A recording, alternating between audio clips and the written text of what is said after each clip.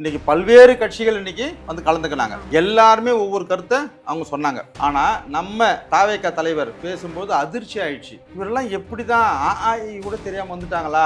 At least கூட இருக்கிறவங்க கிட்டயாவது ஏதாவது ஒன்று கேட்டு தெரிஞ்சுக்க மாட்டாங்களா இவங்கெல்லாம் அப்படின்னு வேதனையா இருக்குது. தொகுதியினுடைய எண்ணிக்கை குறைஞ்சாலோ அதிகமானாலோ உங்களுக்கு என்ன இருக்குது? 40 MP வச்சு நீங்க என்னத்த பண்ணீங்கன்ற இது யார் பேசுற வார்த்தை?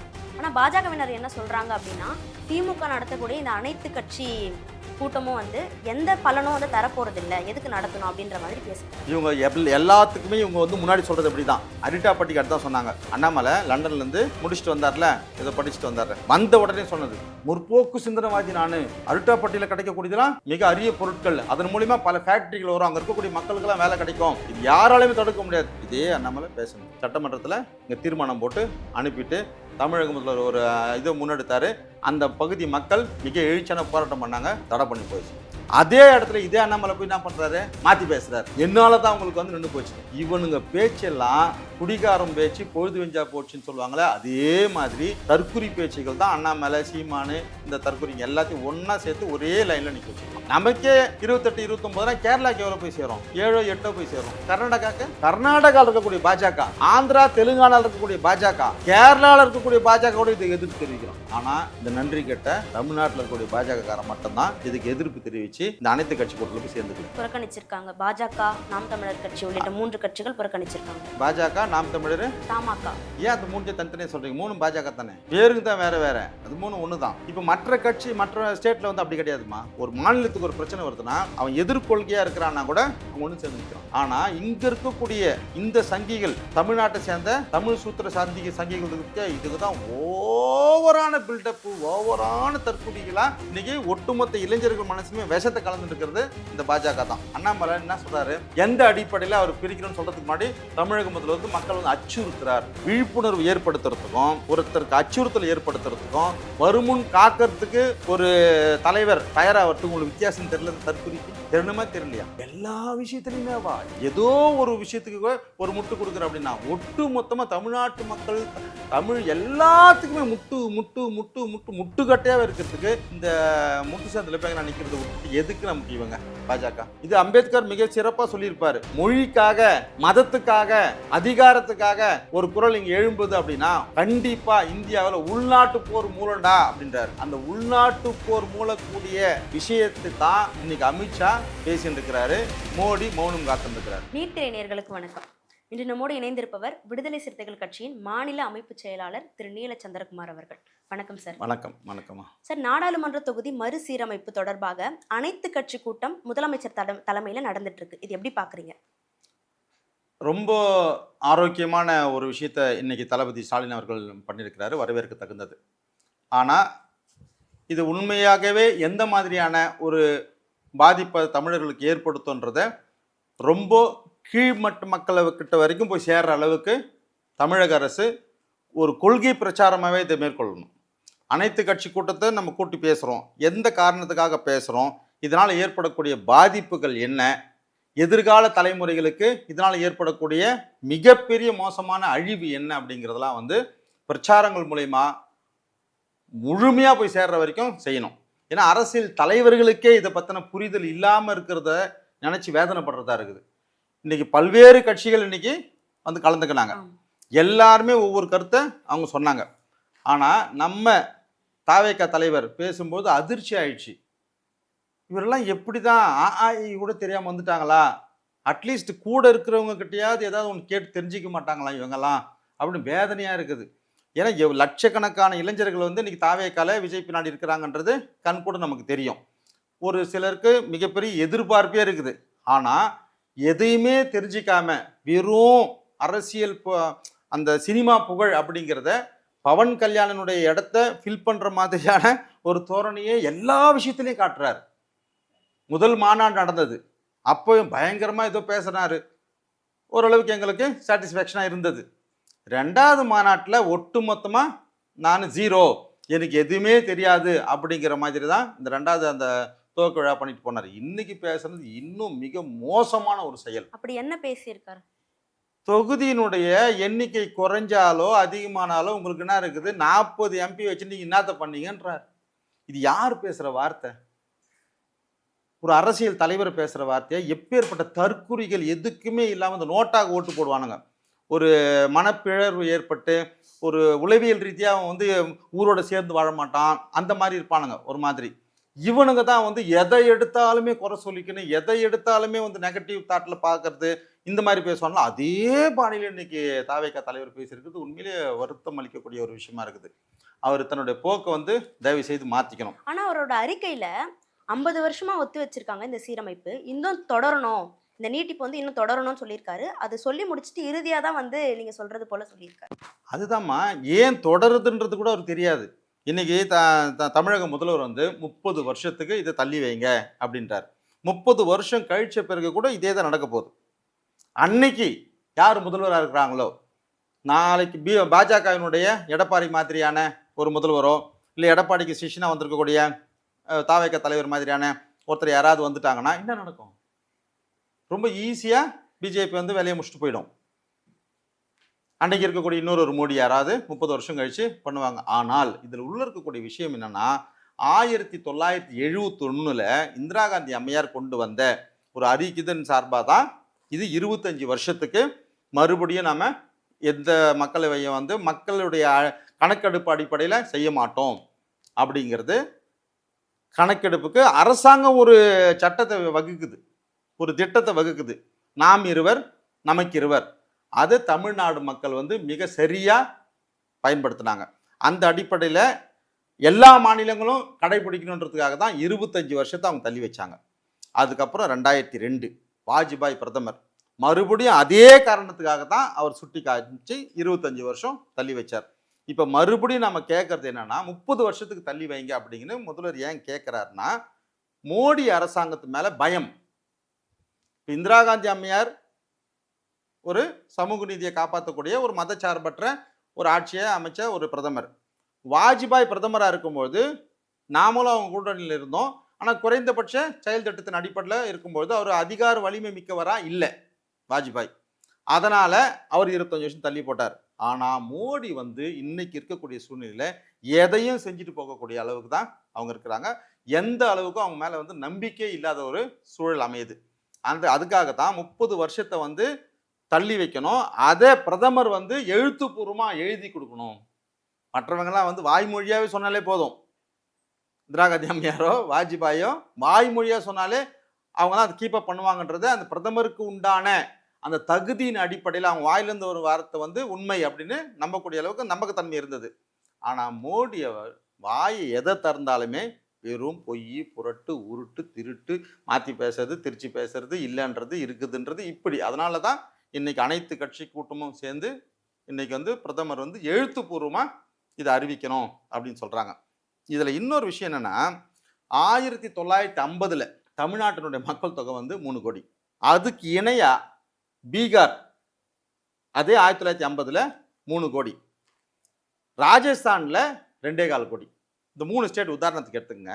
நம்ம 3 கோடி, பீகார் 3 கோடி, ராஜஸ்தான் 2.25 கோடி. இன்னைக்கு மக்கள் தொகை இந்த 3 ஸ்டேட்ல எவ்வளோ தெரியுங்களா? 2.25 கோடி இருக்கிறவன் இன்னைக்கு தமிழ்நாட்டோட சேர்த்து 8 கோடி 8 கோடி. 3 கோடி இருந்த பீகார் நம்மளை விட 12.5 கோடி. இப்போ மக்கள் தொகை கணக்கெடுப்பின் பிரகாரம் எம்பிகளை வரையறுத்தாங்கன்னா 12.5 கோடி மக்களுக்கு ஒரு எம்பிக்கு 15 லட்சம் ஓட்டு, ஒரு தோராயமாக சொல்கிறேன். அப்படின்னா எத்தனை எம்பி அவனுக்கு கிடைக்கும்? நமக்கு எத்தனை எம்பி கிடைக்கும்? ராஜஸ்தானுக்கு எத்தனை எம்பி கிடைக்கும்? ஆனால் 1971 இந்திரா காந்தி அம்மையார் கொண்டு வரும்போது இதெல்லாம் கணக்கில் வச்சு தான் 39 தொகுதி நமக்கு, உத்தரப்பிரதேசத்துக்கு 80. இது எந்த அளவில் மாற்றப்படாது அப்படின்னு தான் 25 வருஷத்துக்கு அவங்க தள்ளி வச்சாங்க. இதுக்கு பல உதாரணங்கள் இருக்குது. வெறும் மக்கள் தொகையை மட்டுமே கணக்கு வச்சு ஒரு மாநிலத்துக்கு எம்பியை கொடுக்கறதுங்கிறது மோசடித்தனமான ஒரு விஷயமா ஜனநாயகத்துக்கு எதிராக அமையும். இதுக்கு உதாரணம் அமெரிக்கா மாதிரியான ஜனநாயக நாடுகள். இன்னைக்கு நம்மள மாதிரி மக்கள் வாக்கு போட்டு வரக்கூடிய ஒரு ஜனநாயக நாடு அமெரிக்கா. அங்கே 51 மாநிலம், 50 மாநிலங்கள் இருக்குதுன்னு வச்சுக்கங்களேன். பெரிய மாநிலம் கலிஃபோர்னியா. அதை விட ரொம்ப ஒரே ஒரு இது மாதிரி நம்ம நாகாலாந்து மாதிரி ஒரு எம்பி தான் இருப்பாங்க. இப்படி இருக்கும். அங்கே மக்கள் தொகை கணக்கெடுப்பு பிரகாரம் 100 வருஷத்துக்கு முன்னாடி என்ன எம்பியோ இன்னைக்கு வரைக்கும் அதே எம்பி தான். ஆனால் அவங்களோட ராஜ்யசபா எம்பி இருப்பாங்களே, அவங்க எப்படி தெரியுமா கொடுப்பாங்க?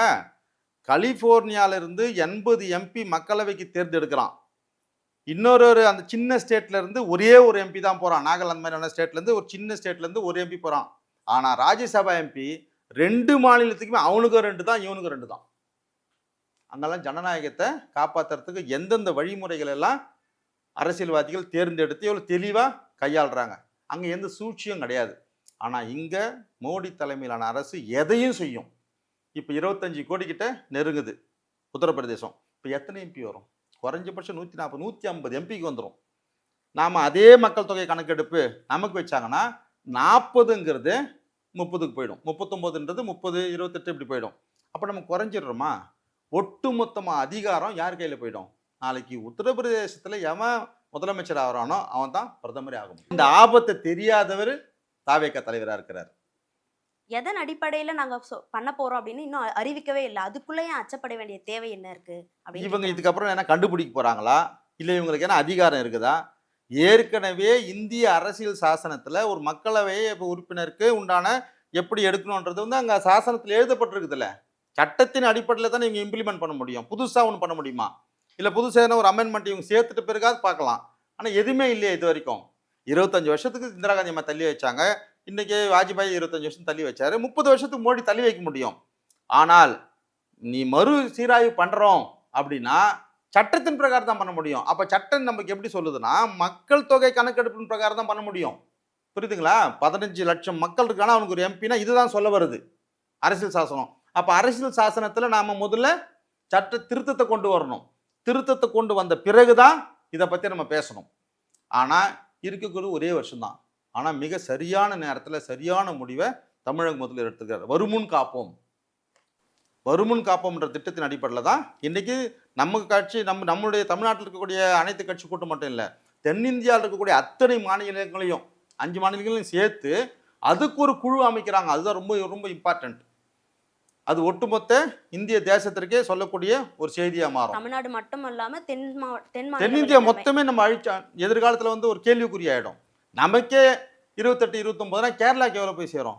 7 8 போய் சேரும். கர்நாடகாக்கு இதெல்லாம் வந்து ரொம்ப முற்போக்கு சிந்தனையோட யோசிச்சிருக்கிறதுக்கு தமிழக முதல்வருக்கு நம்ம நன்றி சொல்லணும். ஆனா கர்நாடகாவில் இருக்கக்கூடிய பாஜக, ஆந்திரா தெலுங்கானாவில் இருக்கக்கூடிய பாஜக, கேரளாவில் இருக்கக்கூடிய பாஜகவோட இதுக்கு எதிர்ப்பு தெரிவிக்கிறோம். ஆனால் இந்த நன்றி கெட்ட தமிழ்நாட்டில் இருக்கக்கூடிய பாஜகக்காரன் மட்டும்தான் இதுக்கு எதிர்ப்பு தெரிவித்து இந்த அனைத்து கட்சி கூட்டத்தில் போய் சேர்ந்துக்கல. புறக்கணிச்சிருக்காங்க. பாஜக, நாம் தமிழர் கட்சி உள்ளிட்ட 3 கட்சிகள் புறக்கணிச்சிருக்காங்க. பாஜக, நாம் தமிழர், தமாக. ஏன் அந்த 3 தனித்தனியாக சொல்கிறீங்க? 3 பாஜக தானே, பேருக்கு தான் வேற வேற. அது 3 ஒன்று தான். இப்போ மற்ற கட்சி மற்ற ஸ்டேட்டில் வந்து அப்படி கிடையாதுமா.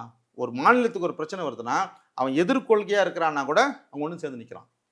ஆனால் இங்கே இருக்கக்கூடிய இந்த சங்கிகள், தமிழ்நாட்டை சேர்ந்த தமிழ் சூத்திர சங்கிகள் இருக்கு பற்றியா, இதுக்கு தான் ஓவரான பில்டப்பு, ஓவரான தற்கூறிகளாக இன்னைக்கு ஒட்டுமொத்த இளைஞர்கள் மனசுலுமே விஷத்தை கலந்துட்டு இருக்கிறது இந்த பாஜக தான். எப்படின்னா இன்னைக்கு இவ்வளோ பெரிய எதிர்ப்பு, இவ்வளோ பெரிய எதிர்காலத்தில் வரக்கூடிய தலைமுறைக்கு ஒரு பாதுகாப்பின்மை அப்படின்றது இருக்கும்பொழுது அதை பற்றிலாம் ஒன்றுமே கவலைப்பட்டுக்காம அண்ணாமலை என்ன சொல்கிறாரு, எந்த அடிப்படையில் அவர் பிரிக்கிறோன்னு சொல்கிறதுக்கு முன்னாடி தமிழக முதல்வர் வந்து மக்கள் வந்து அச்சுறுத்துறார். விழிப்புணர்வு ஏற்படுத்துறதுக்கும் ஒருத்தருக்கு அச்சுறுத்தல் ஏற்படுத்துறதுக்கும் வருமுன் காக்கிறதுக்கு ஒரு தலைவர் தயாராகிறதுக்கு உங்களுக்கு வித்தியாசம் தெரியல. தற்கொலைக்கு தெரியணுமா தெரியலையா? எல்லா விஷயத்துலையுமே வா ஏதோ ஒரு விஷயத்துக்கு ஒரு முட்டு கொடுக்குற அப்படின்னா ஒட்டு மொத்தமாக தமிழ்நாட்டு மக்கள் தமிழ் எல்லாத்துக்குமே முட்டு முட்டு முட்டு முட்டு முட்டுக்கட்டையாக இருக்கிறதுக்கு இந்த முட்டு சேர்ந்து பேங்க நிற்கிறத விட்டு எதுக்கு நமக்கு இவங்க பாஜக எதுக்காவது ஒரு துரும்புக்காவது யூஸ் ஆகுதா? எதுக்குமே யூஸ் கிடையாது. வெறும் தமிழ்நாட்டில் இருக்கக்கூடிய அரசியல் கட்சிகள் திராவிட கட்சிகளை எதிர்த்து பேசணும். இதை தவிர வேற எதுவுமே இல்லை. ஒருத்தர் கவர்னரு, ஒருத்தர் துணை இணையமைச்சர், இவங்களுடைய சுயநலத்துக்காக பாஜக என்னென்ன பயன்படுத்த முடியுமோ பயன்படுத்திக்கிறாங்க. ஆனால் தமிழ்நாட்டு மக்களுக்கோ தமிழுக்கோ இவங்களால எல்லளவும் எந்த இடத்துலையுமே நம்மளுக்கு லாபம் கிடையாது. எதிர்காலத்தில் இவங்களால தான் நமக்கு மிகப்பெரிய அழிவே இருக்குது. ஆனால் பாஜகவினர் என்ன சொல்றாங்க அப்படின்னா, திமுக நடத்தக்கூடிய இந்த அனைத்து கட்சி கூட்டமும் வந்து எந்த பலனும் வந்து தரப்போறது இல்லை, எதுக்கு நடத்தணும் அப்படின்ற மாதிரி பேசுறாங்க. இவங்க எல்லாத்துக்குமே இவங்க வந்து முன்னாடி சொல்றது அப்படிதான். அரிட்டாப்பட்டிக்கு அடுத்து தான் சொன்னாங்க. அண்ணாமலை லண்டன்லேருந்து முடிச்சுட்டு வந்தார்ல, ஏதோ படிச்சுட்டு வந்தார்ல, வந்த உடனே சொன்னது, முற்போக்கு சிந்தனைவாதி நான், அரிட்டாப்பட்டியில் கிடைக்கக்கூடியதெல்லாம் மிக அரிய பொருட்கள், அதன் மூலிமா பல ஃபேக்ட்ரிகள் வரும், அங்கே இருக்கக்கூடிய மக்களுக்கெல்லாம் வேலை கிடைக்கும், இது யாராலையுமே தடுக்க முடியாது. இதே அண்ணாமலை பேசுனது சட்டமன்றத்தில் இங்கே தீர்மானம் போட்டு அனுப்பிட்டு தமிழக முதல்வர் ஒரு இதை முன்னெடுத்தார். அந்த பகுதி மக்கள் மிக எழுச்சியான போராட்டம் பண்ணாங்க, தடை பண்ணி போயிடுச்சு. அதே இடத்துல இதே அண்ணாமலை போய் என்ன பண்ணுறாரு, மாற்றி பேசுகிறாரு, என்னால் தான் அவங்களுக்கு வந்து நின்று போச்சுன்னு. இவனுங்க பேச்செல்லாம் குடிகாரம் பேச்சு, பொழுது வெஞ்சா போச்சுன்னு சொல்லுவாங்களே, அதே மாதிரி தற்குறி பேச்சுகள் தான் அண்ணாமலை, சீமானு, இந்த தற்குறிங்க எல்லாத்தையும் ஒன்றா சேர்த்து ஒரே லைனில் நிற்க வச்சிடலாம். அப்ப இந்த கூட்டம் வரலாற்று ரீதியாக ஒரு முக்கியத்துவம் வாய்ந்ததாக இருக்கும்னு நினைக்கிறீங்களா? ஐயோ, ஒட்டுமொத்த இந்தியாவுக்கே செய்தி சொல்லக்கூடிய கூட்டம் இது. அதாவது கார்ல் மார்க்ஸ் சொல்லுவார், இந்தியான்றது ஒரு நாடு கிடையாது, இந்தியான்றது 2 நாடு. தென்னிந்தியா ஒரு நாடு, வட இந்தியா ஒரு நாடு. தென்னிந்தியா வந்து முற்போக்கு சிந்தனைவாதிகள் வாழக்கூடிய நாடு, தென்னிந்தியாவில் இருக்கிற வந்து அறிவார்ந்தவர்கள் வாழற நாடு. 1850 சொல்றாரு. அந்த அடிப்படையில தான் உலகத்துக்கே ஒரு செய்தி அவர் சொல்றாரு. 1857 நடந்த சிப்பாய் புரட்சின்னு சொல்லுவான் இவன், ஆனா அதாண்டா சுதந்திர போராட்டத்தின் முதல் புரட்சின்னு மார்க்ஸ் சொல்றாரு. அப்ப எந்த அளவுக்கு அவர் இந்தியாவை உள்வாங்கி தென்னிந்தியாவையும் வட இந்தியாவையும் பிரிச்சு கரெக்டாக சொல்றாரு. இப்போ முதல்வர் எடுக்கக்கூடிய இந்த விஷயம் அந்த அடிப்படையில் தான் 5 மாநிலங்களும் இன்னைக்கு ஒன்று சேர்ந்து ஒன்றிய அரசை எதிர்க்கக்கூடிய ஒரு சூழ்நிலை எதிர்காலத்தில் ஏற்படும். அதிகபட்சம் ஒரு 3 மாசத்துல இது நடந்துடும். மொழி கொள்கைக்காக முதல்வர் போட்டிருக்கக்கூடிய தொடர்ச்சியான இந்த 7 கடிதங்கள் மூலயமா, ஒவ்வொரு கடிதமாக எழுதிருக்கிற அந்த 7 கடிதம் வட மாநிலத்தவருடைய மனசாட்சியை உழுக்கிற அளவுக்கு, அவங்களுடைய அறிவையே தொட்டு பார்க்குற அளவுக்கு அமைஞ்சு போச்சு. எல்லா மாநிலங்களும் தாய்மொழியை பாதுகாக்கிறதுக்கு எல்லாருமே விழிப்புணர்வு விட்டு எழுந்துக்கு போறாங்க. ஒட்டுமொத்த இந்திய தேசமே தமிழர்களால தலை நிமிர்வு ஏற்பட போகுது. ஆனா அமித்ஷா அவர்கள் பேசுகிற போது என்ன சொல்றாருன்னா, உங்க பகுதியில தென் மாநிலங்களுக்கு ஒரு சீட்டு கூட குறையாது, குறிப்பா தமிழ்நாட்டுக்கு சீட்டு குறையாது, அப்புறம் ஏன் நீங்க வந்து பதறீங்க அப்படின்னு கேட்கிறாரு. இது நம்ம எப்படி புரிஞ்சுக்கலாம்னா, உன்னை அடிக்க மாட்டோமா அப்படின்னா நான் யார் அடிக்க போறேன்னு அர்த்தம். உன்னை அடிக்க மாட்டோம்னா உன் கூட இருக்கணும் யாரும் அடிக்க போறேன்னு அர்த்தம். இப்படி எடுத்துக்கலாம். அப்படி இல்லையா, உனக்கு இல்லைப்பா இந்த காசு, உனக்கு இல்லைப்பா அப்படின்னா இப்போ இந்த காசு யாருக்கோ. அந்த மாதிரி தான் அமித்ஷானோட பேச்சு. தமிழ்நாட்டில் குறையாது, அப்போ யாருக்கோ ஒருத்தனுக்கு அதிகரிக்க போகுது. ஒரு உள்துறை அமைச்சர் வாயிலிருந்து வரக்கூடிய வார்த்தை எந்த அளவுக்கு தெளிவானதாக இருக்கணும். தமிழகத்தில் உன் எம்பி சீட்டு குறையாது அப்படின்னு சொல்லுவியா, ஒட்டுமொத்த இந்தியாவுக்கு தான் நீ உள்துறை அமைச்சர். யாருடைய எம்பி சீட்டும் குறையாது, அதே நேரத்தில் யாருடைய எம்பி சீட்டும் இன்க்ரீஸ் ஆகாது அப்படின்னு சொன்னால் தான் நேர்மை. தமிழ்நாட்டுடைய எம்பி சீட் குறையாதுன்னா அப்போ எவ்வளோ பெரிய உள்ளர்த்தம் இருக்குது தெரியுமா அதில். அப்போ நமக்கு 39னா குறையல அப்படி வச்சுக்கலாம். அப்போ யூபியில் தூக்கி 150 அடிச்சாங்கன்னா, பீகாரில் 100 போச்சுன்னா, மத்திய பிரதேசத்தில் 120 போச்சுன்னா, இந்த 39 வச்சு என்ன பண்ணுவேன். இன்னைக்கு எண்ணிக்கை அடிப்படையில் தான் அதிகாரங்களே பகிர்ந்து கொடுக்கப்படுது. 543 அப்படிங்கிற அந்த நம்பர் இன்க்ரீஸே ஆகக்கூடாது. அப்படி இன்க்ரீஸ் ஆகிறதா இருந்தால் 1971 மக்கள் தொகை கணக்கு பிரகாரம் தான் இவன் கொடுக்கணும். அரசு சாசனம் அதான் சொல்லுது. மக்கள் தொகை கணக்கெடுப்பு பிரகாரம் தான் நீ எம்பி சீட்டு கொடுக்கணுன்றது தான் சட்டம். அதை மீறி இவங்க கொடுக்குறாங்கன்றது வந்து எப்படி இடஒதுக்கீடு அப்படிங்கிற ஒரு விஷயத்துல சமூக நீதிக்கு தான் இடஒதுக்கீடே தவிர பொருளாதார ரீதியான விஷயத்துக்கு இடஒதுக்கீடு கிடையாது. ஆனால் அதையே உடைச்சி இவங்க வீக்கர் செக்ஷனுக்கு கொடுத்தாங்களே, அது அரசியல் சாசனத்துக்கு புறம்பானது தானே. இப்போ சுப்ரீம் கோர்ட்டில் வழக்கு அப்படியே தானே இருக்குது, இன்னும் தீர்ப்பே வரல. ஆனால் நடைமுறைப்படுத்திட்டான். அந்த மாதிரியான ஆபத்து நிறைந்தது தான் அமித்ஷானுடைய பேச்சு. இது எந்த காலத்திலுமே நம்ம நம்பவே கூடாது. மொழிக்காகவும் நம்மளுடைய அதிகாரம்ன்றது தான் எம்பி. ஒவ்வொரு தமிழ் குடிமகனுக்கும் உண்டான அதிகாரம். 39ன்றது நான் 39 நான் அப்படியே இருக்கிறேன், அதுக்காக அவன் 150 கொடுத்தா அவன் 150 கொடுக்கக்கூடாது, நீ எந்த அடிப்படையில் கொடுக்குற அப்படிங்கிற கேள்வி எழும்போது தான் உண்மையான அதிகாரம் நமக்கு பகிர்வாகும். என்ன காரணம்னா, இவங்களுடைய எதிர்கால திட்டமே 5 மாநிலங்கள் அப்படியே ஒதுக்கிறது. வர்ற வரைக்கும் வா, என்னால் ஆதாயம் அடையக்கூடிய எம்பி சீட் தரேன், உனக்கு மினிஸ்ட்ரி சீட் தரேன், கவர்னர் போஸ்ட் தரேன், இதெல்லாம் கொடுக்குறேன், நீ வந்தியா அவனை மட்டும் வச்சுப்பான். மீதி 5 மாநிலங்கள் அழிஞ்சு குட்டி சேவரை எப்படி போனாலுமே அவனை பொறுத்த வரைக்கும் மத்திய பிரதேஷ், உத்தரப்பிரதேஷ், பீகார், ராஜஸ்தான், குஜராத், இது மகாராஷ்டிரா, இது வச்சுன்னு ஒட்டுமொத்த இந்தியாவே வாழ்க்கை ஃபுல்லாக வாழ்ந்துன்னு போயிடுவான். இது அம்பேத்கர் மிக சிறப்பாக சொல்லியிருப்பார். மொழிக்காக, மதத்துக்காக, அதிகாரத்துக்காக ஒரு குரல் இங்கே எழும்புது அப்படின்னா கண்டிப்பாக இந்தியாவில் உள்நாட்டு போர் மூலண்டா அப்படின்றார். அந்த உள்நாட்டு போர் மூலக்கூடிய விஷயத்தை தான் இன்னைக்கு அமித்ஷா பேசிட்டு இருக்கிறாரு, மோடி மௌனம் காத்துட்டு இருக்கிறார். இது எதிர்கால இந்தியாவுக்கு நல்ல செயலே கிடையாது. இதனுடைய வீரியம் மிக வேகமாக பரவணும். இப்போ இந்த அனைத்து கட்சி கூட்டத்துல கொள்கை ரீதியாகவும் சரி கருத்தியல் ரீதியாகவும் சரி முரண்கள் இருக்கிற கட்சிகளும் கூட ஒன்றிணைந்து அந்த 3 கட்சிகள் அல்லாத எல்லா கட்சிகளும் சேர்ந்து ஒருமித்த குரலா பேசியிருக்காங்க. இது எப்படி பாக்குறீங்க?